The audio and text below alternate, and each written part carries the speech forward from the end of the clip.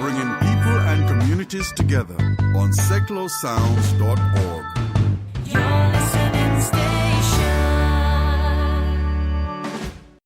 You're listening to the John Guinn Travel Show on seclosounds.org.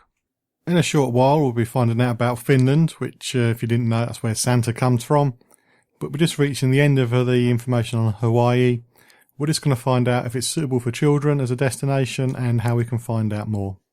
So, each of the islands offers something for everybody, but what about children? Which would be the best one for kids? Hawaii is very, very family friendly. And whether it's, building sandcastles with your children on one of the beaches, playing or interacting in the museums, or actually just exploring Hawaii's many national parks and historic sites, all of the islands will have something to offer children where they get to learn more about the islands, take part in the activity, and you'll actually find that a lot of the hotels and the resorts will offer children's programs, whether it's lei making or hula lessons, really to get children active in the Hawaiian culture. Thank you. How would we find out more about Hawaii? I would say the best point is definitely visit our website, which is www.gohawaii.com/UK. You can contact us or just keep up to date with travel news at facebook.com/John Guinn Travel Show.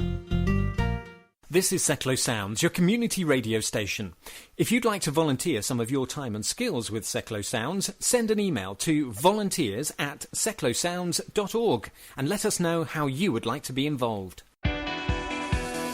MK Flyers Online, the fast and simple way to find any kind of business or service locally.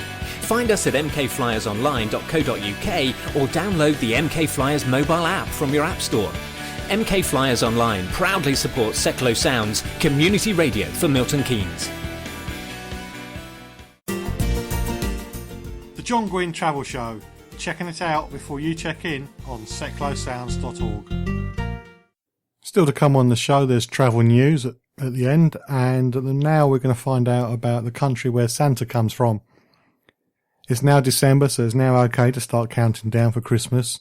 Although, to be honest, I have started counting down from about June, especially on Facebook, because it does upset one or two people, and I'm just that sort of teasy type person who every now and again just says how many days there are until Christmas.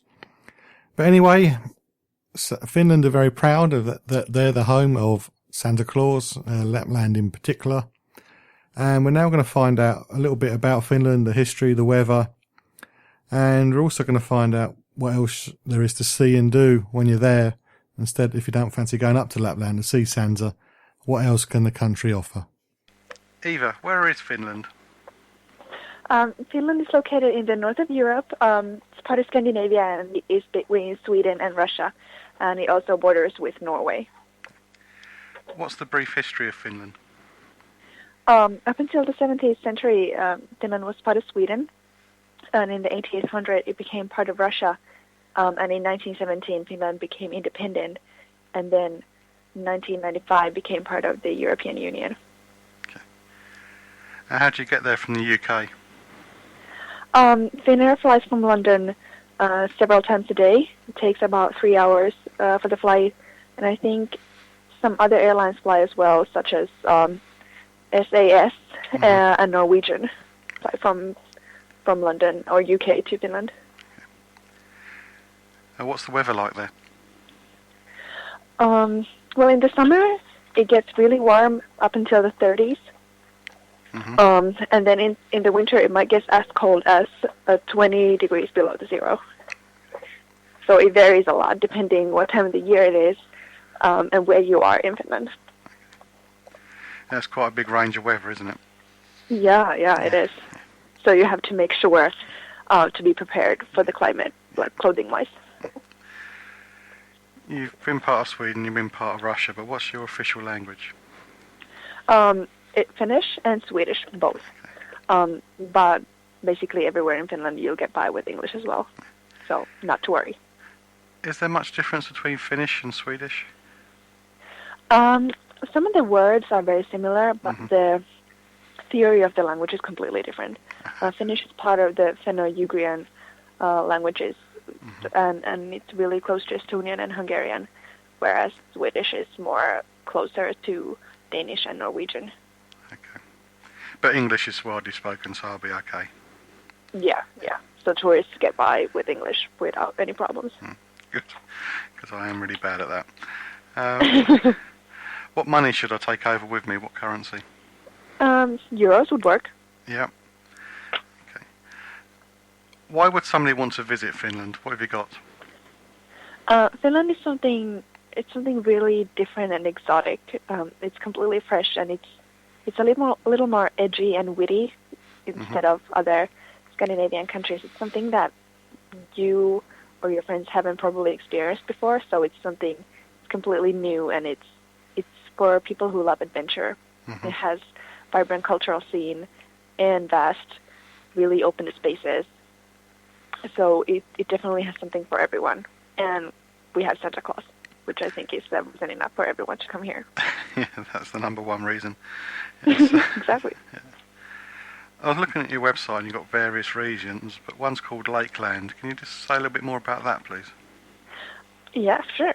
Lakeland is a region a bit north of Helsinki, especially in the eastern part of Finland, and it's built around the biggest lake in Finland called Saimaa, and that's where most of the lakes in Finland are located in.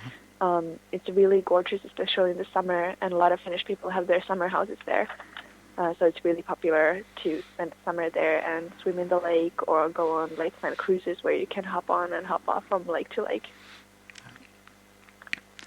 Of course, you've got city breaks as well. What's Helsinki like as a city break? Helsinki is the perfect destination for a few days of city break. It has what big cities can offer, but it's small enough that you can walk everywhere. So you don't have to worry about things like that. But it has a lot of culture, a lot of history, and a lot of design. And the food scene there it's great. It really has something for everyone. Are there other cities that are worth a visit as a tourist? Well, in the coastal area, there's Turku, which used to be capital of Finland. Then there's Tampere, that used to be an old industrial city, and nowadays it has a lot of charm. And then, obviously, Rovaniemi in Lapland, where Santa Claus is located, and which is called the capital of Lapland. You mentioned the coastline. What are your beaches like? Is it somewhere you can get a tan? Is the sea ever warm enough to swim in? Yeah, for sure. Close to Turku, there is a really, really long and gorgeous sandy beach that is really popular over the summer. And Helsinki has some really nice beaches as well. And, for example, last year in May, when the Central Europe was struggling with 15 degrees, over in Lapland it was 35 plus, I think. So it really does get warm enough for us to try out the beaches.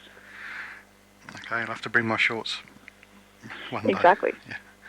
How far up north is Lapland? For Helsinki, it's over 800 kilometers, so it takes about 10 hours to drive from Helsinki to Lapland. And it's about 2,000 kilometers from London to northeast from there. Step into the spotlight with me, Lucy, every Wednesday between 6 and 7 p.m. on Seclo Sounds. I'll have new music, the latest entertainment news, and interviews with local bands. If you're in a band, or if you have music that you think I should be playing, I'd love to hear from you. Email me, lucy@seclosounds.org, and join me every Wednesday from 6 till 7 for Spotlight on Seclo Sounds.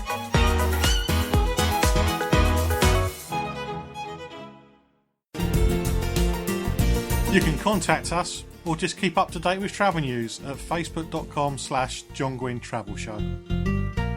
Still to come on the show, travel news, including a story about airlines formalising a arrangement they've been having for years, which is about how much would they charge for tickets for passengers who are stranded by an airline going bust. But at the moment, we're still talking about Finland, and you may imagine this Finland being cold and snowy, but it's not like that all the year round. So what is there to see and do in Finland for each of the seasons? Well, for summer, it's definitely enjoying the warm and pretty weather, swimming on the beaches and and things like that, enjoying the forests. And especially midnight sun is something that is really incredible to experience when the sun doesn't set at all. And obviously for the winter time, experiencing the snow and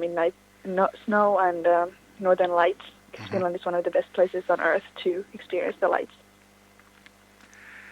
I'm guessing your country doesn't close down like England does when there's a little bit of snow. Everything still runs. Let's put it this way, that we struggle a little bit, but we still function. Yeah, we shut down big time. It's really embarrassing. Yeah, we're always laughing at those countries. It's like, oh, you can't go to school because there's too much snow. Like, no, here you just buckle up and go there anyway. Yes, we're a bit soft down here. That's true. What's the food like? What's the national dish? Well, the food, we have a lot of potatoes and fish, for example, salmon. And the Finnish berries straight from the forest is something really popular here. But something really national could be Karelian pies with like pie crust and rice, rice in it. And then you probably heard of salmiakki, just a salty black licorice candy. It's really traditional in Finland, but for some reason tourists don't really seem to like it. I don't get it.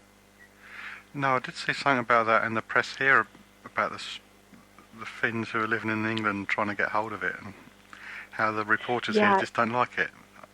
Yeah, I feel like it's probably something that you have to grow up to like, because here it's really popular, and it's part of the culture.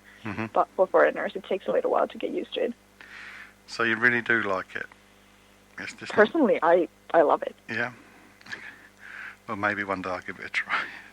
Yeah, you should definitely try it. Yeah, with lots of sweets just to take the taste away, maybe. I don't know. How easy is it for a visitor to get around the country? When I think of Finland, I'm thinking about miles of open roads with nobody around. Is that kind of what it's like? Yeah, well, if you're driving across the country, that's definitely what it is like. You'll experience a lot of forests and lakes, and you might even see an elk crossing the street at some point. But in the cities, it's very easy to get around. Public transportation is excellent, and it works really, really well. And the roads are in really good condition, so even though it might be pretty empty and vast, the conditions are good. So it's good to drive even for tourists. That's good, because I'm a bad driver, as well as somebody who's bad at languages. You'll be fine. Okay. Just don't start with Lapland and in the wintertime. No, I won't do that. That might be tricky. No, as an English driver, I couldn't possibly cope with that. What wildlife do you have roaming around? Well, bears and wolves, reindeer, moose. I feel like those are the biggest ones and most popular ones here. Do you have any annual events which are good tourist attractions? Well, something that's really popular and some things that you can't really experience anywhere else would be midsummer. That's in the mid of June, when the day is at its longest. So it's really popular for Finnish people to go to the countryside with their families and friends and just enjoy the sun there and eat and drink really, really well. Other things would be, well, Independence Day is in December, and that's when people tend to spend the time with their families and relax and be grateful of the independent country that we have now. And one really popular is May 1st, which used to be about labor issues, but these days it's mostly about students and everyone just enjoying the fact that the summer is finally coming. And they spend the day just hanging out in the city, and there are also every time huge parades going on. So it's really about the winter being over, kind of, these days. If somebody had 3 days to spend in Finland and it was summertime, or 3 days in the winter, what should they do?